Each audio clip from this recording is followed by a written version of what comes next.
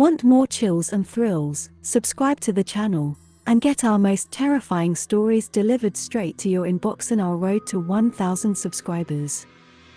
The origins of Resident Evil's tall vampire, Lady Dimitrescu. The inspiration behind this larger-than-dash, after-life villain. If you've spent any amount of time on social media during the past few months, you might have encountered images of a towering woman in white. They might have been screen captures from a video game, artwork from exuberant fans, or inspired cosplayers who loved the aesthetic of a statuesque woman wearing a stylish hat. Who is she?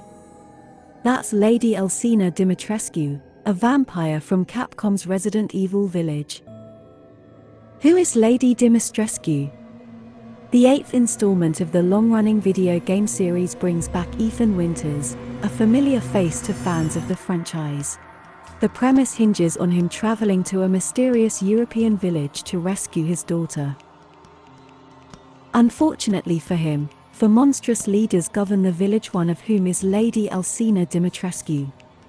While details remain scant ahead of the video game release, here's what we know so far about the striking woman. She's a vampire. She lives in a castle with her 3 daughters. And she's very, very tall. It's the last detail that caught the attention of internet denizens when the video game trailer dropped in late January. Her initial appearance in the trailer depicts her sitting at a makeup table, so her stature is masked. But later in the clip, her towering height becomes apparent when she must bend nearly in half to step through a doorway. Lady Dimitrescu's character design is a departure from the Gothic Victorian look we've come to expect from our ancient vampires, or even the skin-tight leather-clad outfits of modern ones. Her wide-brimmed hat and pleated dress hold echoes of a different time and era. But without a doubt, her height remains the focal point of conversation. The interest didn't escape the notice of Capcom's game developers. The video game's art director, Tomonori Takano, even took to Twitter to share that Lady Dimitrescu's height was 9 feet 6 inches in her hat and heels. The details would only serve to fuel more admiration among the vampire's fans. In an interview with IGN, Takano elaborated in depth about the various inspirations behind the breakout character's design. We analyzed the characters and elements in the Resident Evil series so far to see if they were truly scary or if they had become so conventional that they lost their effectiveness in scaring players. As part of that new direction, they opted to incorporate elements from the Great Depression era, which appears to have paid off so far. As for what inspired Lady Dimitrescu herself, Takano cited 3 major influences. Most horror fans will recognize the name of Elizabeth Bathory. The Hungarian noblewoman has an infamous reputation for torturing and killing the poor servants who came to work for her. Looking at Lady Dimitrescu, we can see similarities. An isolated castle. People lured there to their deaths. It all checks out. Less obvious an inspiration might be Morticia Addams, as portrayed by Angelica Houston in the 1991 film, The Addams Family. Morticia wears all black, while Lady Dimitrescu wears white. One leaves her long hair flowing down her back, while the other styles it in a curling bob. Here, the inspiration goes beyond the superficial and more into demeanor. Just as Morticia Addams radiated wealth and class despite her non-traditional style of dress, Lady Dimitrescu moves with aristocratic grace even though she doesn't wear a crown. But it's the final source of inspiration for the viral sensation that many people outside of Japan may not recognize, Hasaku-sama. Who is Hasaku-sama? Hasaku-sama, or Hachishaka-sama as she's more formally known, is a popular Japanese urban legend. Her name literally means 8 feet tall, and she has a proclivity for kidnapping children. She's also most commonly depicted as wearing a wide-brimmed hat and white sundress. Sound familiar?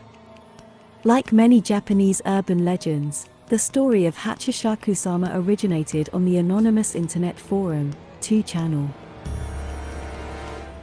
The details vary from retelling to retelling, but the basics remain the same. The unlucky narrator visits his grandparents, who live in the countryside. One day, he encounters a woman wearing a wide-brimmed hat, a woman who must be about 8 feet tall, since she towers over a hedge separating them.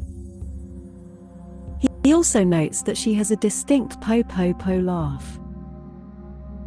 When the narrator later tells his grandfather about the chance meeting, he learns he is in danger. His grandfather tells him that Hachishaka-sama is a malevolent ghost that is bound to their village.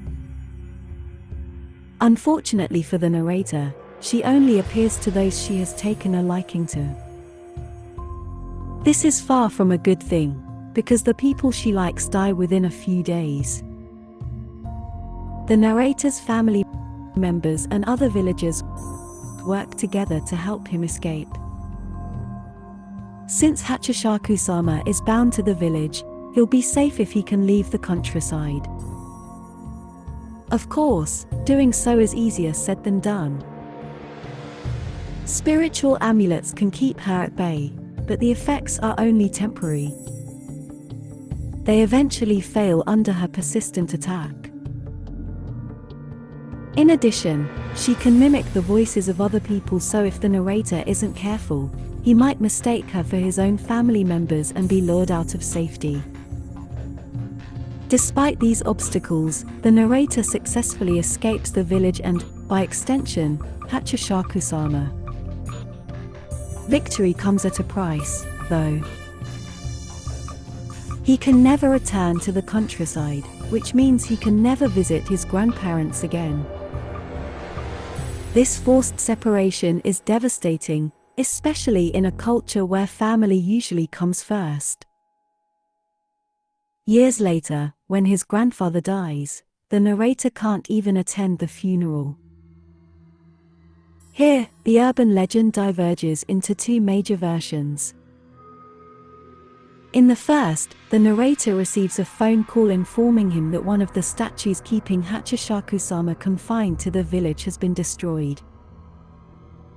This version ends with the narrator thinking he might be hearing the ghost's distinctive laugh outside his home.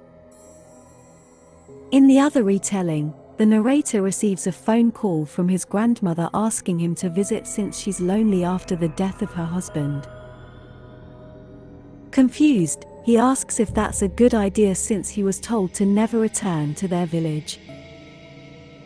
His grandmother insists everything is all right now, but the narrator reminds her about Hachishaka-sama. There's a long pause and then he hears the ghost's laugh. No matter which version you hear, the urban legend always ends with the sound of her laughter. Depending on the skill of the person recounting the story, the effect can be truly chilling.